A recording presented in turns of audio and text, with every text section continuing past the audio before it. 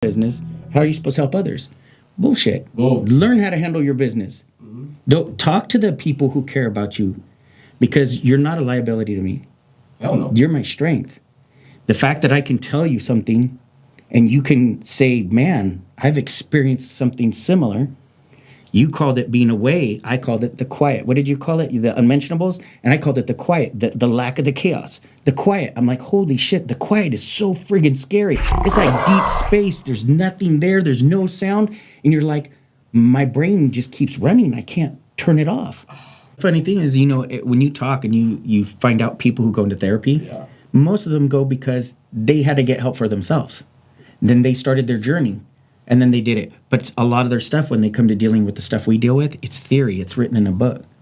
And so as time and time, because I do through the Code 9, I do crisis intervention now. So I get the call, hey, George, I'm not allowed to talk about department stuff, but they're like, it's in your area. We need you to do crisis intervention. This correctional officer was jumped, and his wife is calling because she doesn't know who to talk to. She doesn't want to talk to the department. He doesn't want him to lose his job. I mean, think about it. You're going fucking nuts and you're worried about losing your job, your home, and everything else. How are you supposed to provide for your family and you can't get help? Right. That's fucked up. That's the only thing to say. I don't want to cuss, but it's a stigma. It's a stigma it's a stigma. If you're asking for help, man. So she's like, he's screaming, he's yelling, and then I go into the room and he's just like, and I can tell he's wet, but he won't shut down. And he won't talk to anybody. So I finally talked to the guy. I said, look, just listen to me. You don't talk. I told him my story. I started talking, mentioned the things. And as I went, he just volunteered. He said, that's what I'm experiencing. That's what's happening. Wait. And he's like, wait, and you're not a therapist? I'm not a therapist, brother. This is because I live this stuff. This is not from a book. This is from blood life experience of where I've been and how I've traveled this journey. I'm sharing it with you. That's your degree. Yeah, that's my degree. And I'm still working on it. So one of my favorite, for lack of better terms, memes is that one where it shows the guy is climbing up a mountain. And he says, what do I do when I get to the top? And he bends over and he says, I grab the guy next to me and pull him up. So I'm going to pull as many people up as I can, because there were too often certain deputies came and they're like, hey, George, they pulled me up. People that didn't understand, you know what I mean? Those names that said, I'm not giving up on you when everybody else did. I'm going to call and check up on you. When John texts me, dude, just 2-3 nights ago, I spent the night at his house. Yeah. Out of nowhere, I haven't heard from the fool because he changed his phone number. Sorry for calling. He probably did. And so I hadn't heard from him in a while. And the day I need, he says, hey, I'm in town and this is my new number. I'm like, no way. I could really use a drink. Just one drink. That's not gonna happen. And then he's like, and so next thing I know, he says, dude, you could use a bed. And so the guy cleared off his bed, let me sleep on the bed, and he slept on the couch. That's what you need. That guy next to you. The guy that no matter what, it's like, yeah, I'm here. It's just that simple that, hey, I'm here. Text me, tap up, something, check on me, do something. And we have to do, like I said, to be vulnerable like that is a scary, scary deal. To do those things that you did, to recognize that, hey, it wasn't what I did, it's who I was, and I lost it. But guess what? We're something else. We're better. That's why it's so hard for people to comprehend when I say, man, I feel like I'm doing more good now than I ever did as a cop. Yeah. Because the tangible, you see that people appreciate it. You're doing it with people you care about, man. And I know we all do this too. If I go 3 days when I'm trying to get a hold of somebody, and if I call number 3, it's not, hey man, are you good? It's, hey mother, I'm gonna show up at your house. And that's usually when I get a call back, because they don't want me paying on the door. Because I will show up, man. And I told people, as it's for me, as it's progressed, I found it to be even more passionate. Yeah. That the more I do it, the more I want to do it, the more fulfilled I feel. And there's a difference. A lot of people talk about being successful and stuff like that, successful career, successful relationship, all those things. But being truly fulfilled, you know what I mean, is on any level, any part of your life can help propel you in the other ones. The mind, body, spirit, all of it. You have to have those 3 pillars to function and to, like I said. So, but I'm glad you shared your story too, Brian, because you and I ran into the gym a few times, obscurity. And I remember going up, and even myself, a lot of times people say, dude, you just come up like it's no big deal. No, sometimes there's a lot of apprehension. Like, do I talk to him? Do I not? What does he think? Is he one, you know what I mean? Because I heard lots of people were saying I didn't get shot. I found out There are people arguing. I'm like, dude, I got X-rays. I got friggin' 4 bullet holes in me. I'm like, what the hell else? Why do I have to prove Doctor told this? you didn't get shot. Remember that? And you told, oh my A God. doctor did, because they sent me to, they sent you to workers' comps, and this one group, they were supposed to be doing physical therapy. He's like, hey, I'm reading your chart here. It says you have a shoulder injury. I said, no, a shot. No, it says shoulder injury. I'm going to release you back to work because you've been off the mud. That's not the judgment. Yes. It's just like, I said, dude, what? I have bandages on. I'll take the bandages off. He's not. And we almost got into a fight right there. I was motherfucking him, cussing and yelling. And of course, they're calling the cops.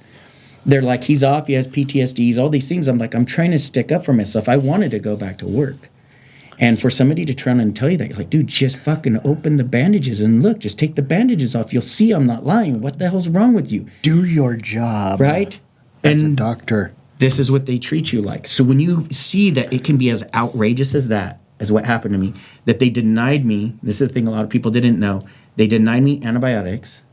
I got a staph infection. It was so bad that when I left that office, I called my attorney. I said, I've been getting sick all the time. Something's wrong. He says, I want you to go to a chiropractor. I'm like, are you fucking kidding me? He's one you can go to because of the injury, right? Because it's a workers' comp. You can only go to these doctors. So go to this. I'm like, a chiropractor. What is he going to do? I'm like, really? I got 4 bullet holes. I'm losing my mind. I'm losing my shit. I'm breaking out all over the place. I keep getting sick. Something's wrong. He says, go to the chiropractor. I walk in there. Chiropractor, I'll even say his name, John Immersion. He saved my life. Asshole of a guy, love him to death. He saved my life. All those things all in one. I walk in there. He says, come on back here. It had everybody wait. He said, come on through. Everybody's like, what the heck is this? He gets me back there. He has me take off my shirt. And he just says, boyfriend, that's what it was. He says, oh, fuck, you're not going anywhere. Don't leave. Yeah. He says, sit down, close the door. He's gone for about 5 minutes. Come back in. He brings in his MD. He had an MD on staff, which I didn't know. Wow. He says, is this what I think it is? He says, you have a MRSA staph infection so bad. He says, have you been getting sick? Yes. He says, are you having all these problems? Yes. I thought it was a breakout like pimples. It was all over my body. It was rash. It was basically, I mean, just everything. It was like hives everywhere. He says, you're covered in it. He says, basically what's happening is your body's building up toxins. And the last guy we saw like this died in 2 months because his liver and kidney shut down because he couldn't handle it. Damn, man. So they put me on an IV there. They said, we're calling, who can we call? You're not driving anymore. That's it. And so he came and he helped me through that process. And then he got me to the right therapy, the right therapist, the right people. It took a long time. It was a long course of action. But God provided those people for me. So I tell people, okay, push comes to shove. You have to be able to get through the medical portion of it as well as the mental portion, and they have to kind of coincide, because if not, you're out of league. My faith was shook, as I just said. My health was down, and I physically couldn't move. So the 3 pillars of who I am now was messed up. So what do? Embrace it. Right? You embrace it. Embrace it. Because how do you get stronger without pain, right? I mean, and plus, you'll be surprised we can get through when you don't have a choice. Right. And it's like we said last night, and we've said this before, it's not, life is always it's always gonna win. Mm-hmm. It's like getting in the ring with the boxer. You know how the fight's gonna end, bro. Right. You know you're never gonna win that fight. But what you want to do is keep pissing him off. And he's up again. Damn, remember how Apollo got pissed off when Rocky kept standing on him? He's like, damn, snatched his soul, like David Goggins said. Mm-hmm. I love that. He's just shaking his head. And that's how I kind of picture the analogy of life. You got to keep getting back up and piss off whoever's trying to make you suffer, but you get stronger and you help others. Mm-hmm. And that's the thing, you spread that, and to me the world becomes a better place, man, because kindness is the one thing we do that's actually physically contagious. If you don't believe me, look it up. Physically contagious. When an act of kindness becomes physically contagious. Did you guys know that? Mm-hmm. I know you did. Did you know that? Wow. Well, why'd you guys tell me, man? Why am I the last one to know? Suckers. It's the 2 things. Kindness and love is something that you can never run out of. And love is the hard work. It's not the easy stuff, right? That's it's not 16 Candles, even though, I love that movie. But It's Yeah. a brother's love. It's the love that you experience in other ways, shapes, and form. But it's willing to go that distance for that significant others or whoever that is, your partner. Those things that you have to do. Yeah, it's crazy how this circle has formed. Well, there's other members of the circle. I don't know if you want to mention. Yeah, absolutely. We miss these guys right now, but they've got some stuff going on. We got Matt. Matt's got some stuff he's got to deal with, and believe me, he wants to be here. I really want him here because I get to make fun of him when he's here. But I just love the guy to death, man. Matt's just that guy. He we didn't get to hear some bitch in a long time. That's what he says every other word, but he's just a kind-hearted guy who's built like a brick shit house, man. It's like, but he's so kind-hearted and genuine, man, and we miss him. Man. But he called me like borderline in tears because he couldn't be here. Even when I put the text that, hey, we're going to be here today, he calls when he doesn't have to because he wants to be here. But he'll be back probably within a month or so, hopefully. He's just got to deal with some stuff. Brandon, missed that guy too. Man, him and Matt going at it was hilarious to watch, by the way. So we miss you, brother. We miss both of you guys. Absolutely.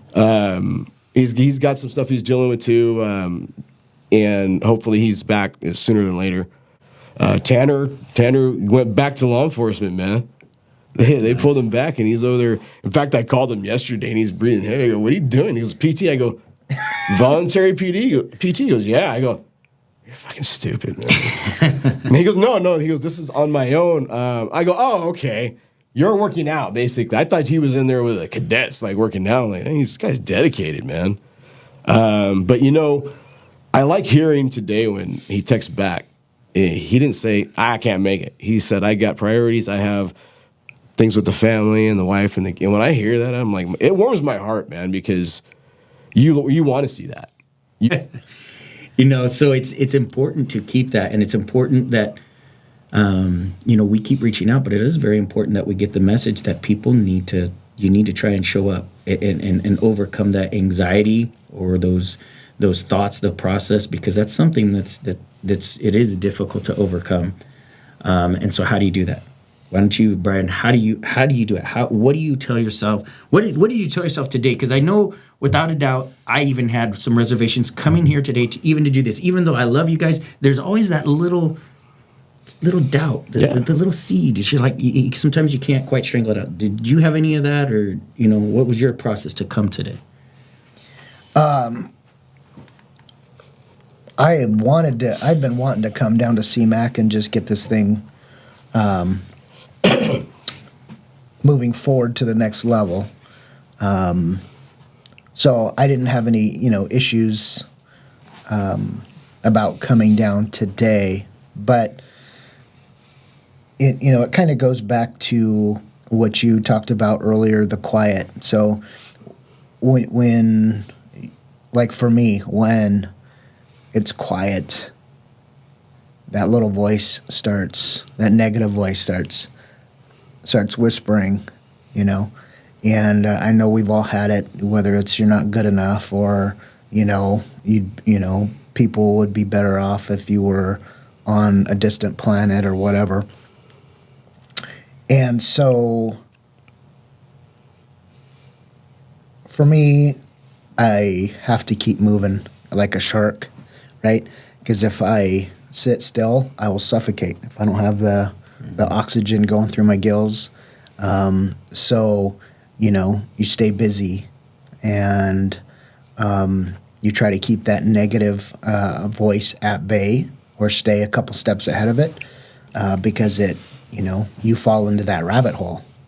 And that rabbit hole goes forever and different directions, and it's like you described it like space. It's deep space, and you're like, where's the surface? So through that, it's just like, I just keep swimming, like Dory would say, just keep swimming.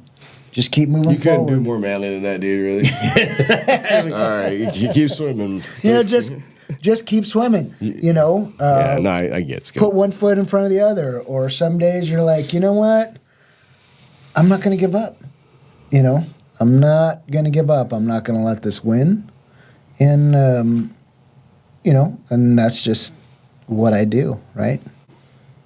And reaching out was so important. Like another thing that I try to do, and I think I took a page out of your book, is I don't make people come to me. If I see or somebody tells me somebody's going through some stuff, I'm on the phone. Mm-hmm. And if they don't pick up, I'm still calling. And if they don't pick up, I'm still calling. And then I threaten to go to their house, and that's, like I said, usually that's when they call me back, right? But there's a more important one, too. If somebody crosses your mind, call. Yeah. Because that's exactly what happened with you two guys. But the other day blew me away when it was some stupid thought I was having about Oz, and just the word Oz. And I'm like, I'm going to call and give him my number. Yeah. I'm like, I ain't got a life, dude. I'm on my way right now. Where are we going? Bring your wallet, though, right? Right. I was like, I went inside. I got inside. I did my order, and here he comes. I'm like, yeah, there we go. It was that quick. It was like, just I needed time to process. And sometimes you do. You need that. And just like I said, the simple fact of being there is you don't have to do. So, I'll tell people you don't have to do anything spectacular. You don't have to have an education. You don't have to have everything thought of. The job is not to think things out for another person. It's just to be there, tap up and say, we're going to go through this together because got your back. I'm going to watch your backside. I'm going to help. Whatever you need, I'm going to be there. Whether it's, hey, we need quiet time together. We need to process. You need to get on the phone with me. Whatever the case may be. But again, those stereotypes that are set ahead, especially with people in law enforcement, I'd like to kind of just bring some of that up, if you guys don't mind, is like, why are we not allowed to be a human being? We're not supposed to get mad. We're not supposed to cuss. We're not supposed to... All these things, it's constant control over things that we actually have no control over. And then once you finally need that release, how do you release it? Right? So that's what happens. We get self-medication you talked about, which is including alcohol, drugs, the other things like that, anger management problems. The average person has their first cardiac. I just did the stats on this. I did a presentation for the North Fresno Rotary. Oh, wow. The average cardiac in a normal person is 67 years old. Do you know it's 43 for law enforcement? The first cardiac incident. Wow. 43 years old. How young is that? I know we're all over that, right? Yeah. The life expectancy after we retire is 5 years. And they're talking about shortening that. When we retire, that's insane to think that, man, you go a career, okay, now we talk about critical incidents. The average for normal people, 3, right? Mm-hmm. It's like 180? 195 for law enforcement. I did the military stats. You know how many it is? How many? 4. Wow. That's average enlisted person. But the one thing about being a cop, right? You don't get to pick to work in the office or be the person that, the military has a bunch of jobs, so I want to make that fair on their part. That doesn't mean that they're special ops or whatever guys didn't see more, but as a whole, our community, we own PTSD, bro.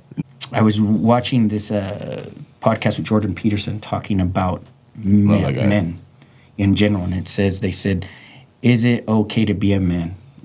And he says, no, it's not okay. It's a necessity.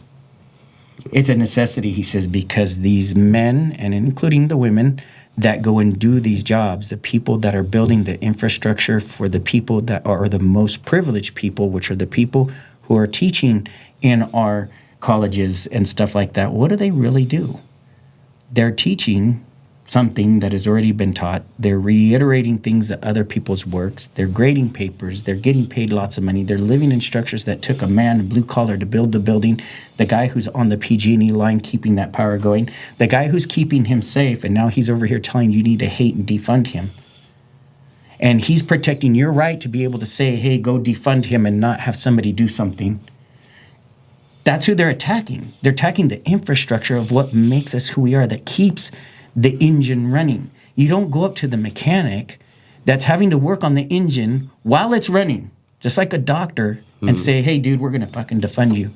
Hey, dude, you're a piece of shit because you wear that uniform. You don't know anything about you other than that uniform.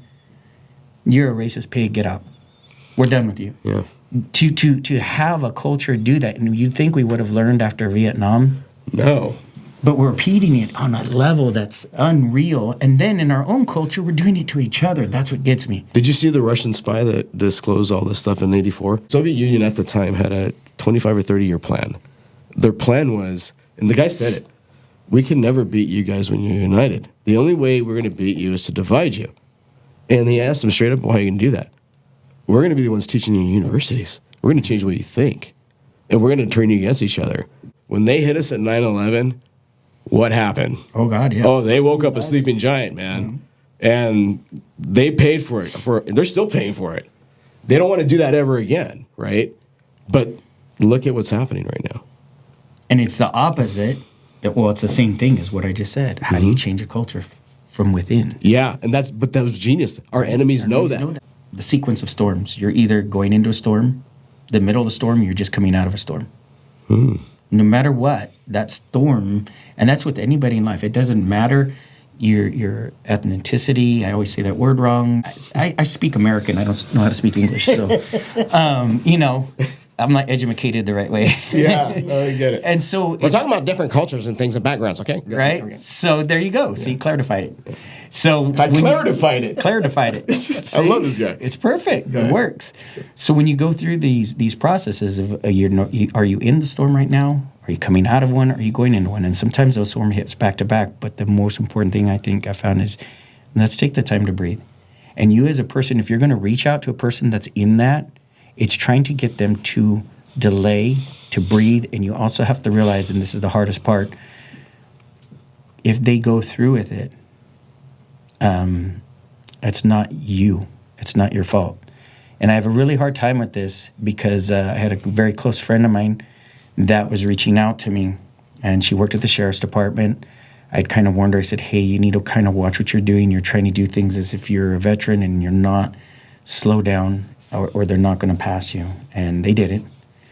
She went back to work with the probation department. And then she started calling me a lot. And at the time, I was in an unhealthy relationship, and the significant other I had was like, I don't want you talking to this person anymore. And they kept reaching out to me, and this is when I learned this is something that I regretted.